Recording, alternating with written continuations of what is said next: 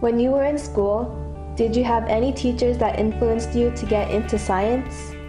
In high school, my high school biology teacher was very encouraging, and he said, you know, you're pretty good at science, you should consider that when you go into college. And even just like thinking about going to college, I think was a big influence from my teachers in high school, because they were like, no, you have to go to college, you gotta do it. So I'm like, okay, I'll do it.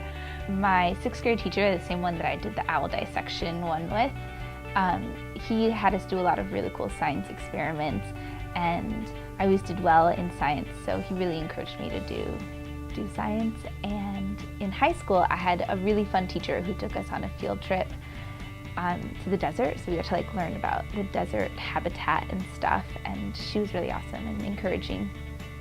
My freshman year, I think it was either my freshman or sophomore year of college, I joined a biology class, and I was waiting outside in the hallway for the teacher to come, and a woman walks down the hall, and I think she was Chinese, and she had fiery red dyed hair, and she opened the door and she's like, okay, everybody go into the classroom, and she was our teacher. And I was so shocked that I had a female teacher, and that my female teacher had just this red crimson hair, dyed hair. She was really cool, she was really fun, and I'd never had a teacher like that. Most of my life I'd had white male teachers.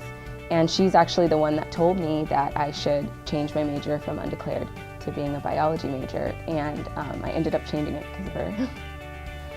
When I was in high school, I had this wonderful teacher called, her name was Anne-Marie Grace, and I believe she's still teaching in the district, so it's great.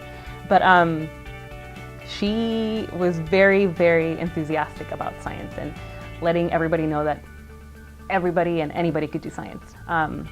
We had an environmental science class, and it was just so much fun. And that's all I remember. It's her energy towards science, so yes. I don't think there really was a real pull towards, getting people to do science or push to, want to encourage people to go science. Not when I was a kid. Fortunately, I really already had that passion. But what I did have in college was a really good mentor. Neither of my parents were scientists or professionals, or they didn't go to college even. So they didn't, while they knew, they supported my goals, they didn't know how to get me to where I wanted to be. So it really helped with having a mentor in college to guide me through the process of like what it takes to become a scientist. In middle school, I had this crazy teacher. She had like a lot of white hair. It was long and it was puffy.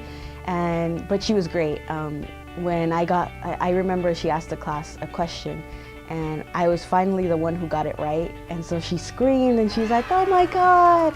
And she was yelling, and she's like, "Finally, finally!" And so it's like the crazy teacher, but she was a lot of fun. But it was in college actually that a lot of my professors really pushed me to be in the sciences, especially because I was one of the few Latinos and Latinas in the major of microbiology, that they saw that I had potential to do something, and so they pushed me to really go into the sciences and not become a medical doctor, which in the end I'm grateful for. I think there was always teachers that influenced me to get into science, both directly and indirectly. For example, when I was in high school, I wasn't doing well in his class. It was chemistry, and an internship came up in the summer to work with scientists, and he nominated me, and I was really surprised because it was me and this girl who had like an A in the class, and I was thinking, why is he nominating me? I'm not that smart. But I think that maybe he saw something in me, because it was then that I realized that science was so cool. You can have a career in science and do well.